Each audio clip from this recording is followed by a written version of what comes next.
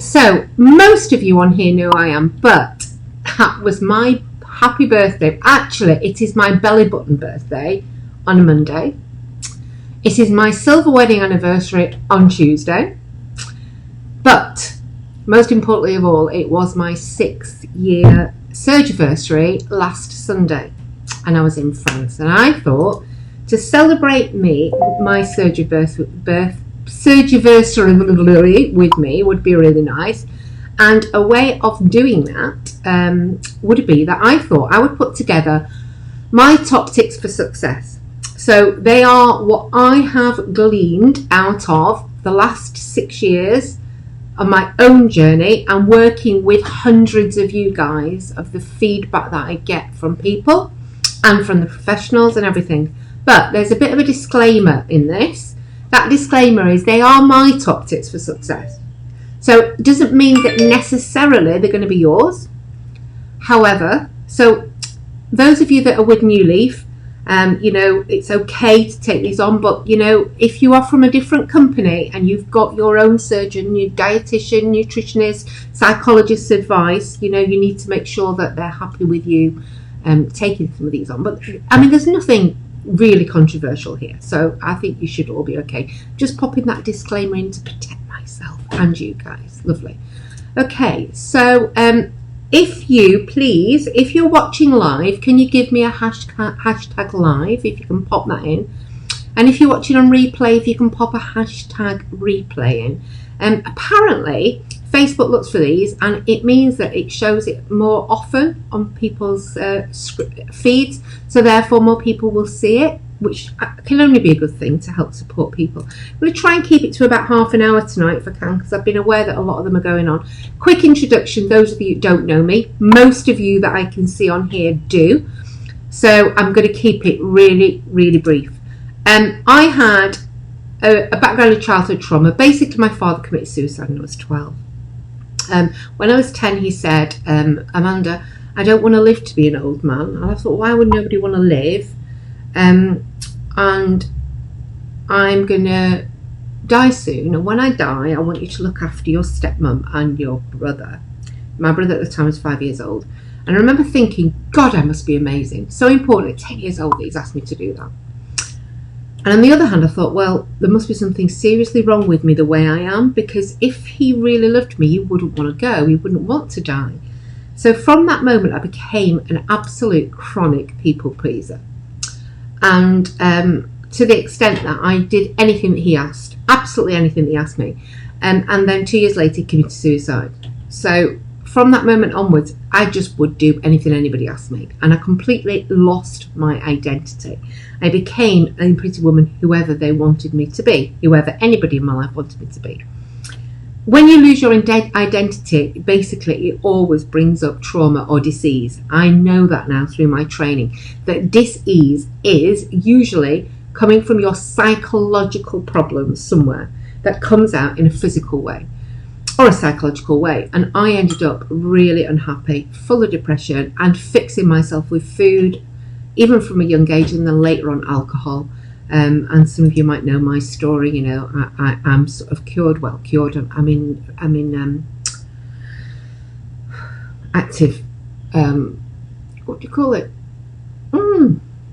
Well, anyhow, I haven't had a drink for 7 years, so I don't drink alcohol. And then I knew that I had to do something about the food. So I had my surgery 6 years ago with Dr. Ruby with New Leaf. And since then, I have done loads of self-development, because on that day, I knew that with me, there was no way that the surgery was going to fix everything. I knew it would fix the size of my stomach, but I also knew that I needed to fix my head, because my head was balmy.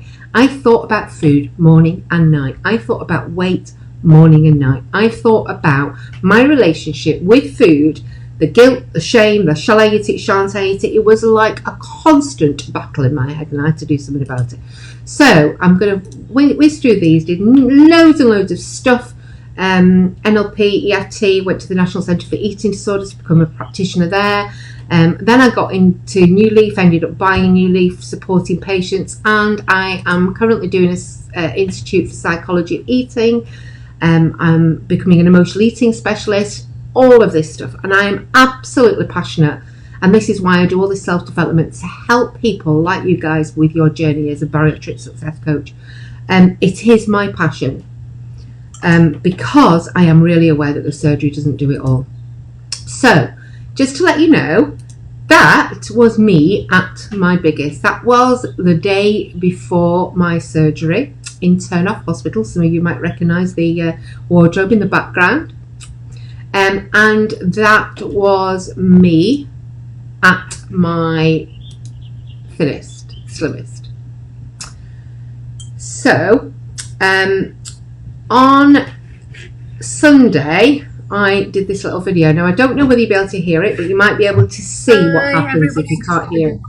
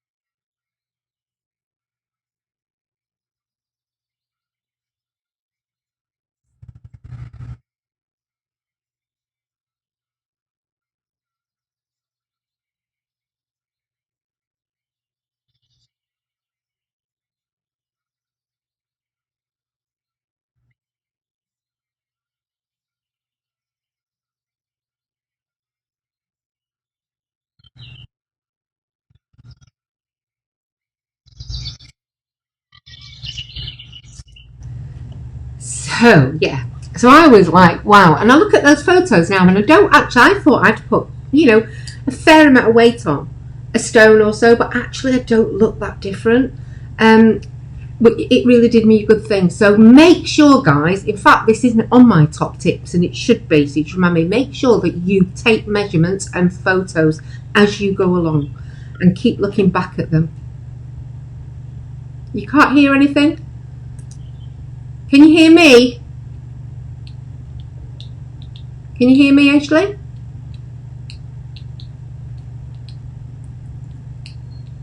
Anybody hear me?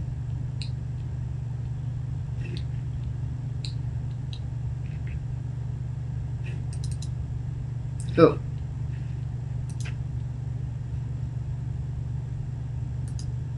Can you hear me, guys? I'm just coming to come out of that and just see if you can hear me. Because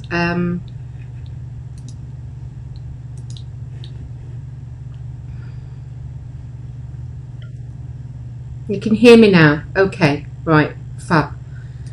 Whew, you worried me then. So let me go back in onto this and see what I can do.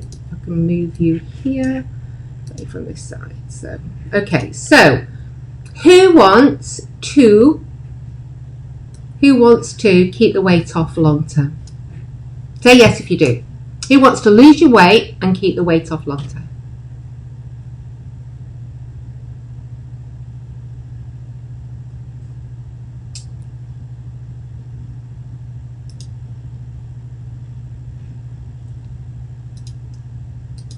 Who is adamant that they will keep it off?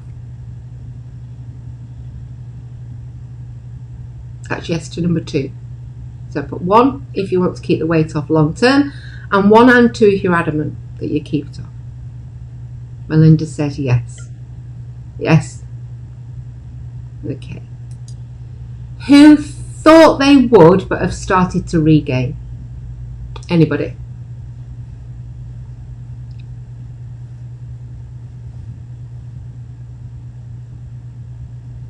Okay.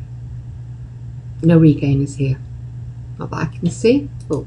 Well, I hate to tell you this, guys, but the statistics are that 30% of people who have weight loss surgery will fail. And most will regain between 10 and 15% of what they've lost.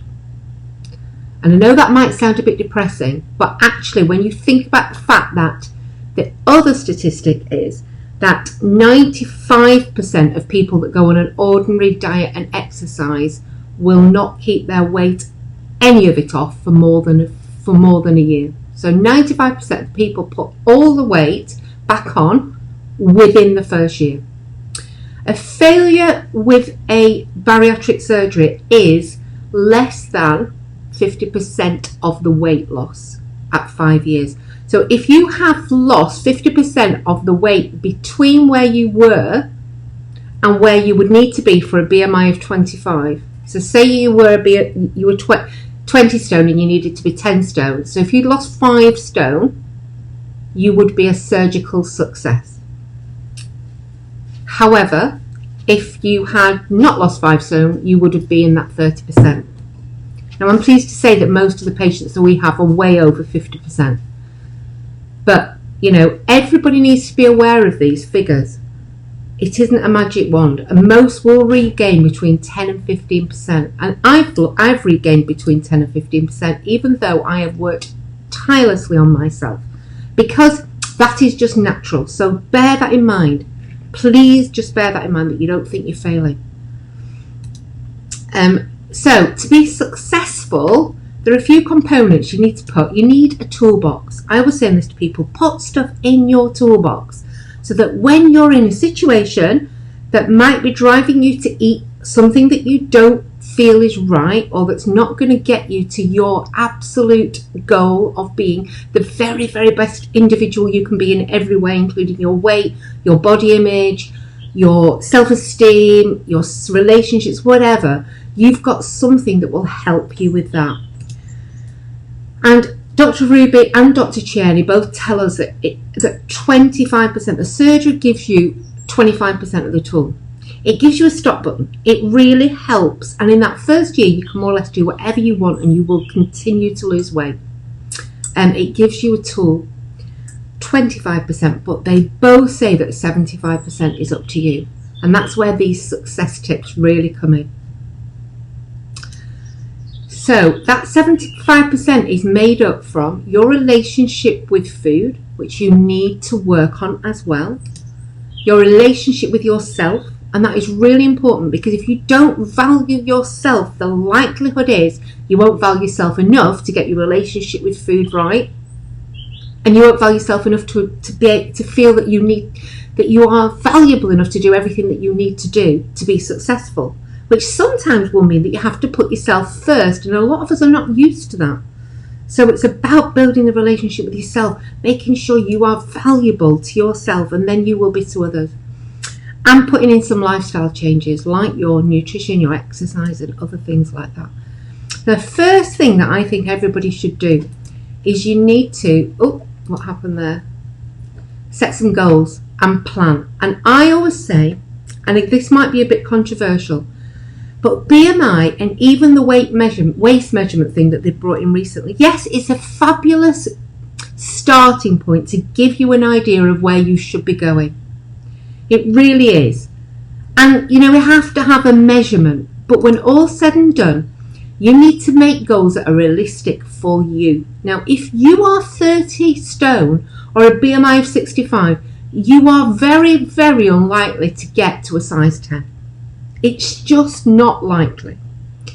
If you are a BMI, and you look around and your family are all huge people, I don't believe there's such a thing as big bone, they used to say, but there is such a thing as genetics, and genetics really do define your body shape, and they do define how effectively you burn energy. You know, there are some people that can just eat and eat and eat and never seem to put weight on.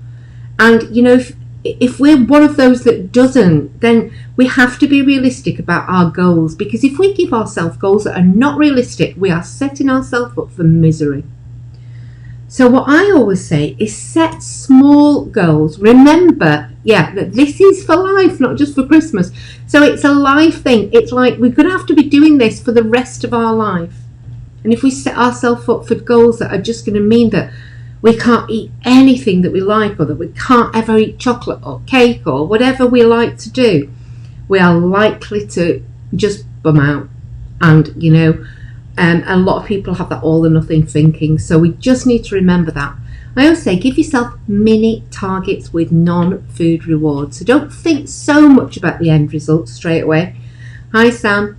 But, hi, Michelle. But make sure that you've got mini targets there, and then make what you really want visual. So think about where you want to be, what you want to look like, what you're doing, what you're going to be wearing.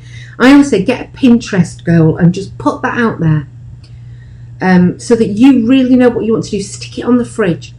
And the other thing that I say is really important, for at least the first 6 months, you need to plan and track your food. Now, I say 6 months because for me and for my clients that do coaching with me, the absolute ultimate aim is not to have that obsession with food, that bloody washing machine brain I'm always talking about. Should I eat that? Can I eat that? How many calories are in that? What carbs are in that? What protein's in this? Oh my God, I ate that. I'm beating myself up over it. I had that before I had my weight loss surgery, and I'm damn sure I didn't want it for the rest of my life. I wanted to be free from that absolute obsession. However, in the first 6 months, you need to be aware of how much things weigh, or the measurement of things, or the size of things. Get a real good understanding of how much protein is in the types of food that you'd like to eat, how much sugar are in things, and planning your food. So if you plan your food, you're more likely to stay on track. If you leave it up to chance, I know if I leave it up to chance, I am more likely to be in the biscuit tin because I've not planned it. So I say, and then I periodically check about once every, maybe 3 months, 6 months.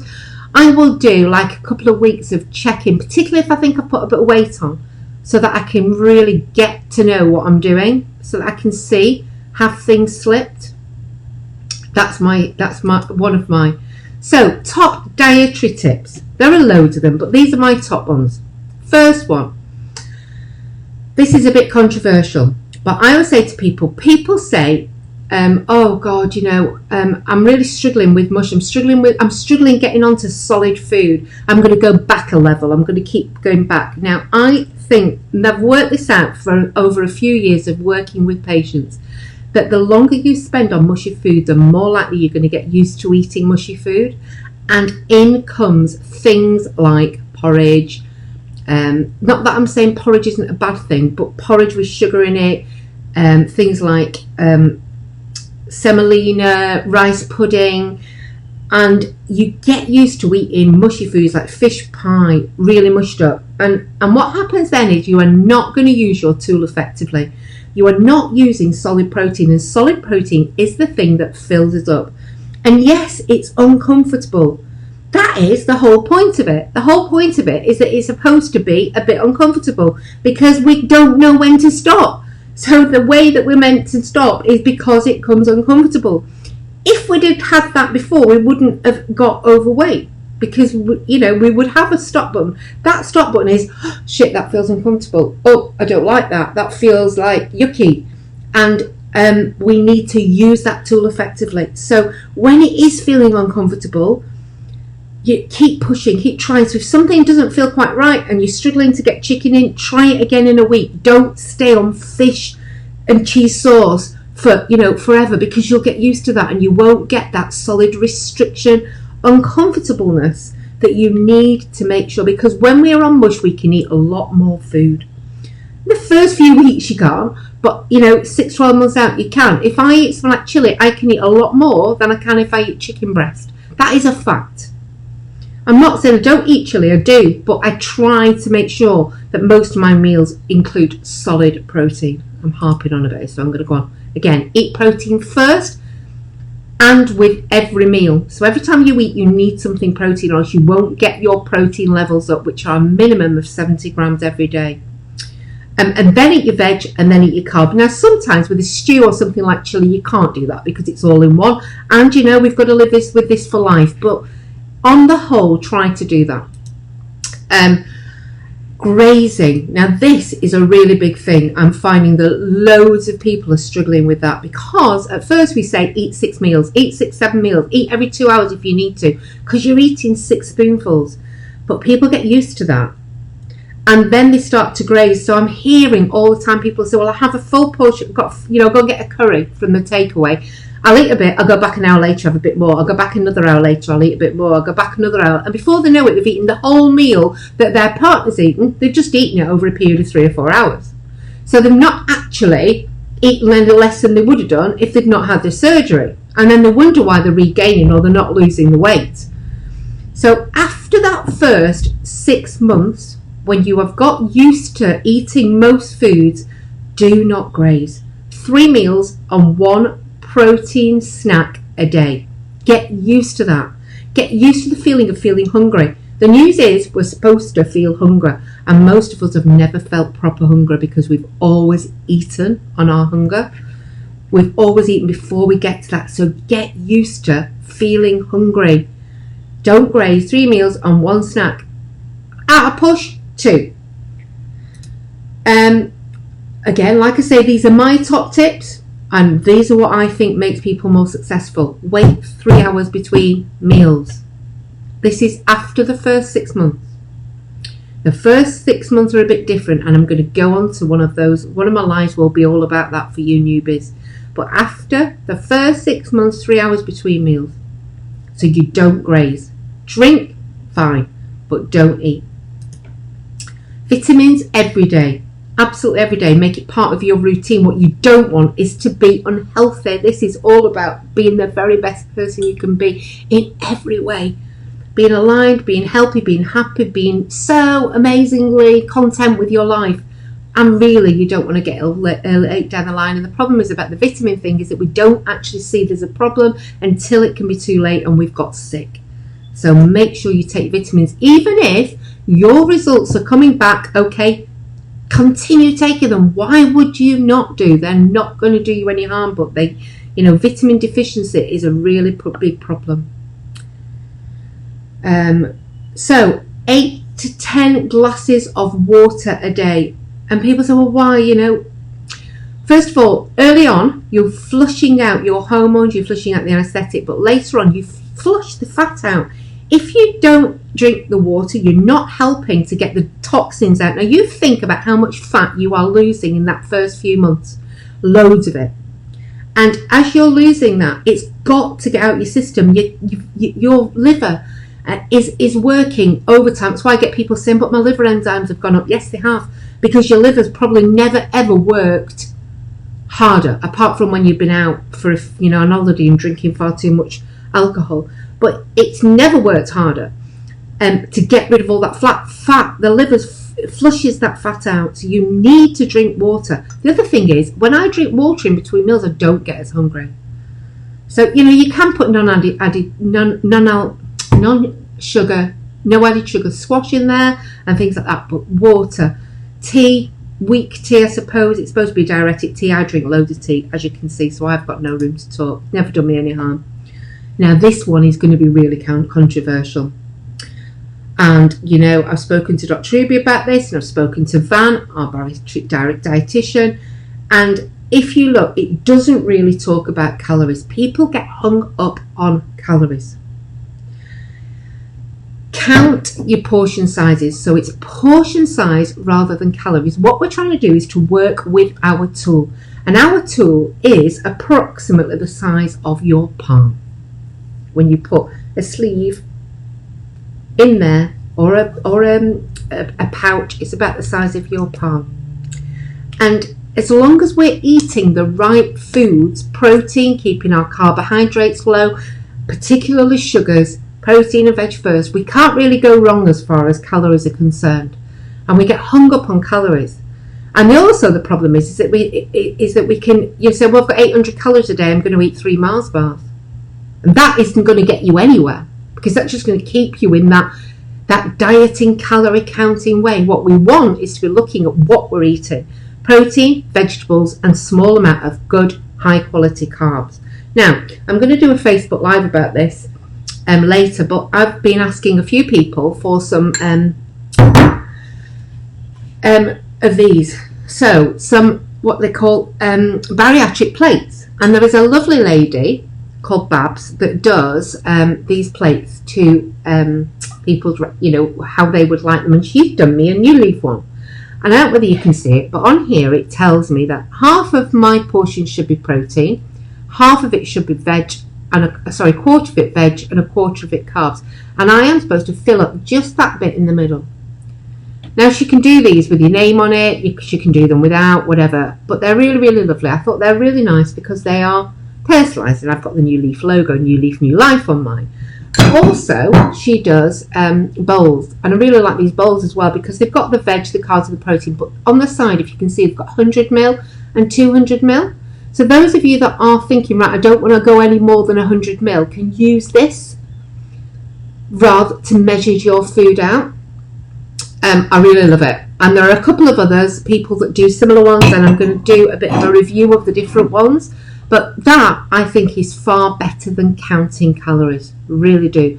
You don't have to be so blingy. There are a couple that are very discreet. It's whichever you prefer. I mean, I love that. I think it's really nice. But, and there is also an app that I'll talk about in the next few weeks as well that can help you. I found this out. I hate this one. But sugar is the bloody devil. I swear to God it is. Sugar just absolutely kills me. Every time when I get on the sugar bandwagon, it's murder to get off. I do have some tips in place for me that help me with the sugar, but I have to be in a really good place to do it. Some of you might be able to do it in moderation. For me, I find it really, really difficult. Don't mean to say I don't have it. I still do. But I always regret it because it takes forever to get off it. So the biggest advice that I would give to you guys is identify what your trigger foods are before you have your surgery and do not bring them back into your diet. Mine was sugar. When I started after my surgery, I didn't want it. I didn't care about it. I wasn't hungry. I used to walk past a bakery and go, that's a pretty cake. But there's something in us, it's called our subconscious mind, that because I liked that, I'm going to keep trying it. I'm going to have another go. I'm going to have a try it. And I did. And I wish to God I hadn't, because it put me in that absolute sugar thing. And then, that tool's gone. The tool that changes your taste buds because you actually teach yourself to like it again. It's madness. Absolutely bloody madness. Because you won't. Most people wake up from the surgery and sugar tastes too sweet. Lots of things taste too sweet. Use that to your advantage. Please use that to your advantage. Because I hear of people that are dumping every day because they can't get off the sugar. So while you get that opportunity, just use it. Right, okay. God, I said half an hour. I'm nowhere near there. So I'm going to run through. So that was the dietary tips. Mindset tips. So you know me, I'm into mindset, big style. I think it makes all the difference. Don't I use my hands a lot? I'm going to try and sit on them like I used to at school. Another controversial one. So many people keep this secret. So many people. My biggest tip is to tell everyone, because you know what? They probably guessed, or they're not sure, but they pretty much know anyhow when you're losing weight really quickly, when you've tried loads of times before. So why would I say that? Well, the main reason I say that is a lot of the time when people don't tell people, it's because they are frightened of failing again. That fear of failure. So I'm not going to tell everyone, because what will people think if I tell them I'm having surgery, I don't do it this time, I don't get it right, and that is my last resort, and I've even had surgery and put myself under the knife. What is my sister or my mum or my best friend going to think if I do that? So I'll tell you what, I'm not going to tell everyone, just in case it doesn't work. Fear equals failure.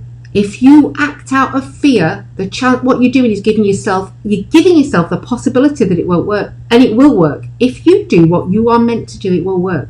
It will. You will get that 50% if you do what you're meant to do. That 50% and more is the people that do what they're expected to do. The ones that don't hit it, it's rarely a surgical problem, it's usually a mindset problem. It's about them not taking responsibility or accountability for their journey and not doing the things that they need. So just, be bold about, I'm doing this. People say to me, people think it's the easy way out. We all have washing machines, we all have dishwashers. Is that the easy way out of doing the washing up? Hell yeah. Hell bloody yeah. I put my plates in the bloody dishwasher. Why wouldn't I? It gives me the same result. In fact, it gives me a better result than it would do doing it the hard way. So if it gives me the same or a better result, which is a happy, healthy, productive person, I don't care how I get there, as long as I get there. Sorry, that was me on my soapbox again. Create a system. Do not leave it to chance. Strategy equals success. Know what you're aiming for. Know how you're going to do it. What are you going to do? I'm not going to go back to those particular foods, like I said before. I'm going to make sure that I eat every 3 hours. I'm going to plan things. I'm going to have things in the freezer. I'm going to make sure that I look at my emotional eating. I'm going to look at my triggers. I'm going to make sure I know exactly what I want. I'm going to write a list of non-scale victories, and I'm going to tick them off as I go along. But make a strategy, because that will make you the most successful. Leaving it up to chance doesn't. Another controversial one. In that first 12 months, weigh yourself only once a month. I cannot tell you how many times I get people saying, I've been 3 weeks and I've had a stall. I'm going to do a Facebook Live about this one over the next few days, just a short, quick one. So on this Facebook Live, it'll give you a chance to click on there to say when I do a live, it'll identify I'm doing one, because I'm going to do some short, sharp ones. Weigh yourself only once a month. You will see a massive change once a month. And if you're doing what you're meant to do, you cannot fail but see it. But if you weigh yourself every day, you'll see half a pound. Oh, great. Next day, you'll see nothing. The day after, you'll see half a pound. You'll think, oh, I've only lost half a pound. The day after, you might lose a pound. In a week, you might have lost 2 pounds, but you've only seen half a pound because you only remember what you did the last time you weighed. Now, if you weigh yourself once a month and you'd lost half a pound or you'd lost 2 pounds a week, that's 8 pounds. You can't deny that. You can't say, oh, it's just hormones or it's just water or it's whatever. You can't deny it. And what the other thing is the freedom that it gives you of not standing on the scales every day, just trusting in this process. If I do what I'm meant to do, it will work. Trust and have faith in the process. Then release yourself just to get on with it and enjoy the journey, guys. That another one about enjoying the journey. Don't compare yourself with others, because we never ever compare ourselves with the people that are doing less as good as us. We always compare ourselves with people that are doing better. Always. So we're always going to be miserable. So don't compare yourself with others. People's journeys are all different. We all start off at different stages. We all have different hormone levels. We all drink more water. We all have different, some people take medication that stops them from doing it. Some people have got polycystic ovary syndrome. They've got thyroid problems. All of those together can mean that they may lose weight less or not as quickly as other people. But if you do it, you're going to get to where you can get. Promise you, this will work. But don't compare yourself to others. It'll just make you miserable. Honestly, it really will. 80-20 rule. Yeah, I do this one. Thereabouts. So 80% of the time I do what the guidelines tell me, and 20% of the time I have treats. Now I know that if I didn't do that, I could probably be a size 10. And this is where I go back to, how much do you want to be a size 10? I'm 54 years old. I don't really want to be a size 10. I want to have a nice life. I want to be able to go out and share a cream tea with my husband once a fortnight, once a week, whatever. Or I want to be able to eat a piece of birthday cake. I want to be able to have some chocolate on a Saturday night. I'll have 2 or 3 pieces of chocolate. I do have my 80-20 rule. Around sugar, it can get a bit of off thing, and I will do loads of stuff on this in other lives. But 80-20 rule, then you're not going to feel deprived, because deprivation equals the F it button.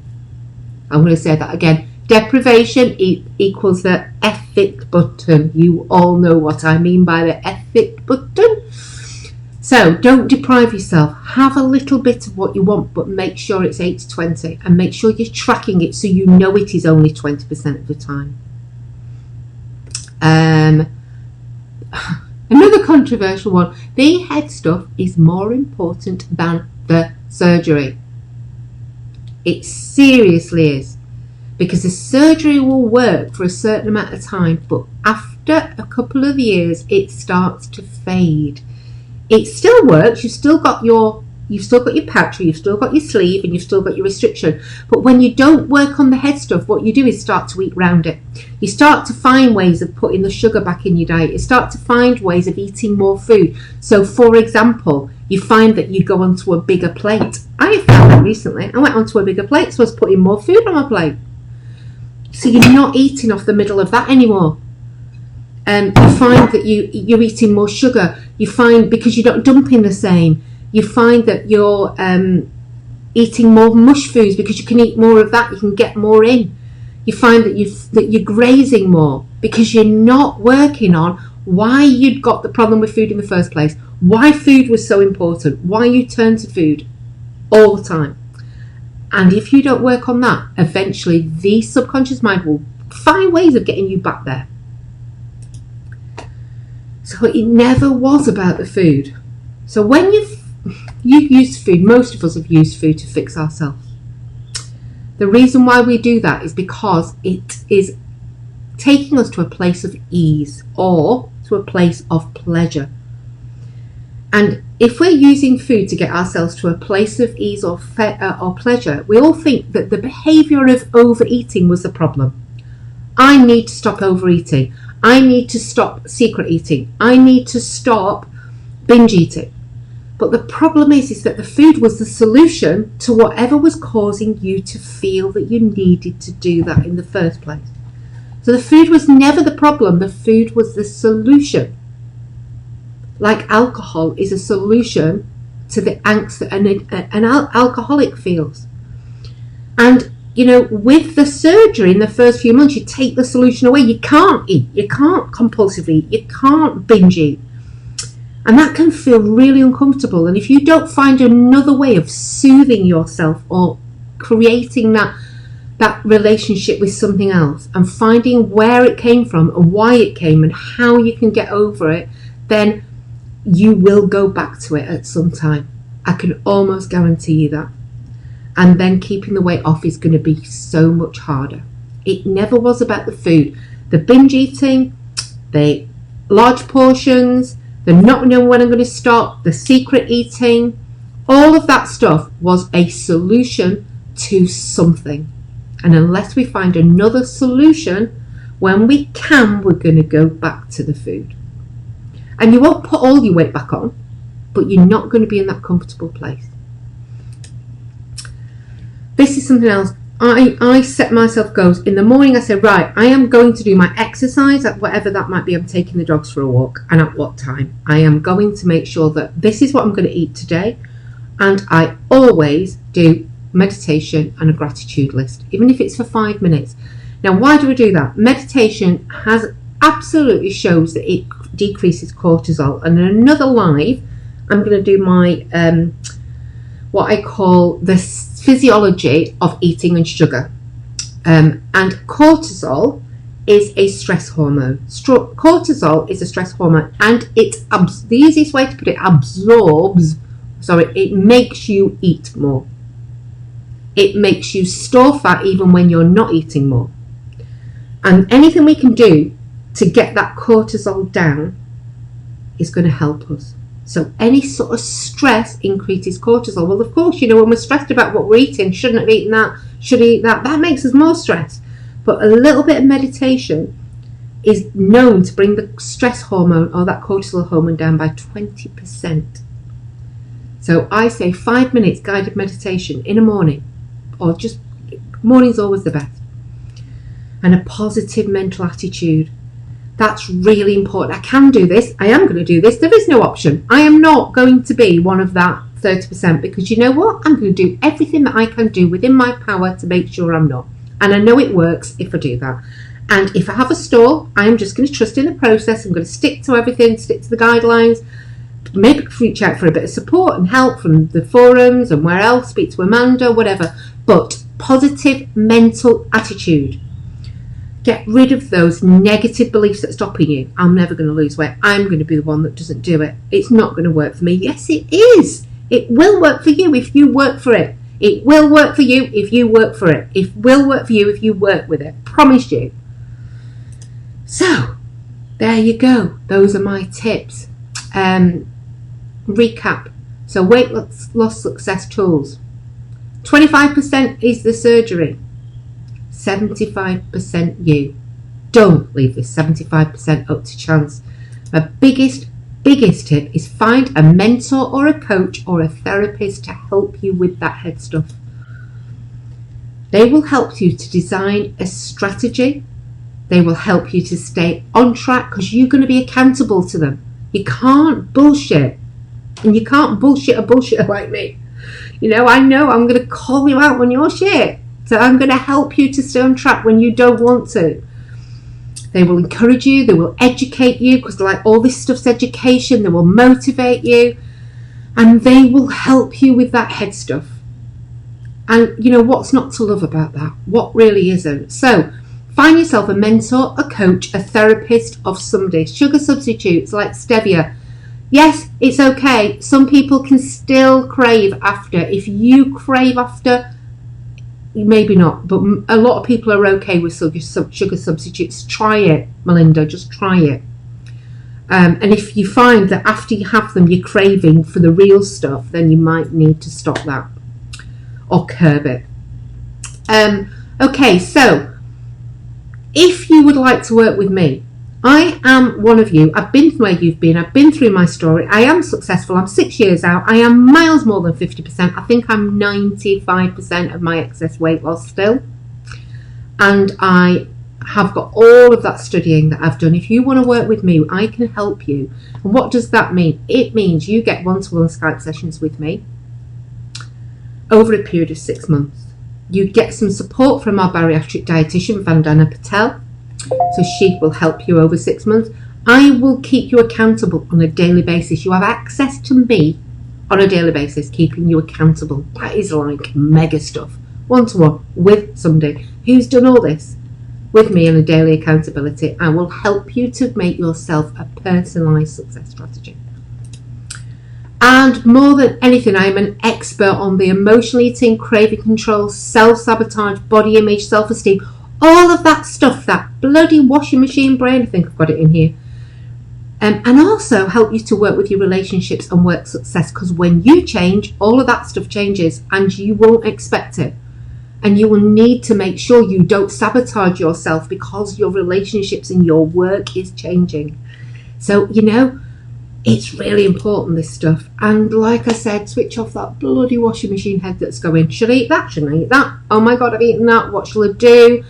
Oh, I'm craving this. That washing machine head that goes round and round and round and round and round never shuts up even when you're in bed at night. In fact, it gets bigger when you're in bed. Free you from the food. Free you from the freedom of food. And enable you to become the very best version of you that you can in every way. Not just with food, but in your self-esteem, your confidence, your body image, your relationships, your work, everything.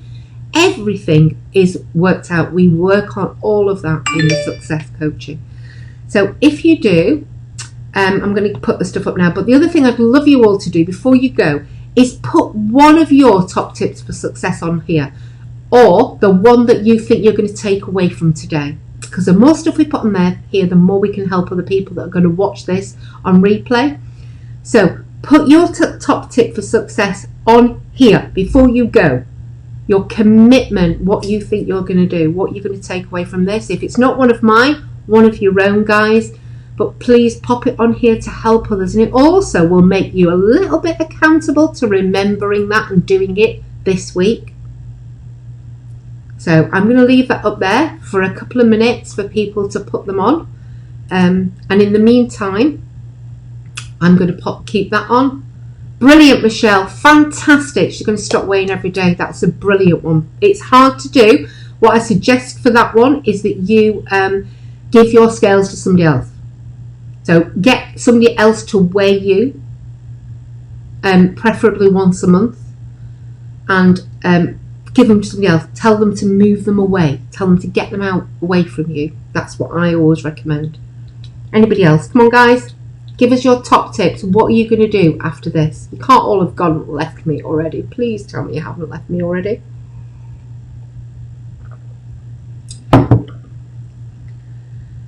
Fab Babs. Babs is the lady that did these, guys. So if you want one of these, Michelle, you said you wanted one. If you want some of these, get in touch with Babs. She is mega. They are amazing, Babs. Thank you so much. They came this morning in the post. I am delighted with them. Thank you. Staying too long on one stage. Brilliant one. That's a really good one. Anybody else? It's okay. I did do a tiny little review of them, but Babs, I'm going to do more later. Babs, see, you've already got a customer. Michelle wants one. Play it back, Babs, after. So, anybody else got any top success tips? Nobody? Maybe everybody's gone home. They've all left me already. Am I right, Billy? No mates tonight. Not as many on tonight. It's a shame. Maybe. The last thing I need to tell you guys, I'm going to have to change the day of doing these lives, I'm afraid. They're going to have to be a Wednesday evening from now on. Because Monday evenings I have got my coach, and I've got to be with her. She can only do a Monday evening. So, yes. So, Wednesday, 7 o'clock from now on, guys. So that'd be brilliant. And I'm going to put it all over Facebook so you see. Kirsty, we're just leaving, but well done on joining the gym. Very impressed. That's fantastic. Have a look at the replay. There'll be loads of tips on here for you, Kirsty. I know we've been chatting, so it'd be a really good idea for you to have a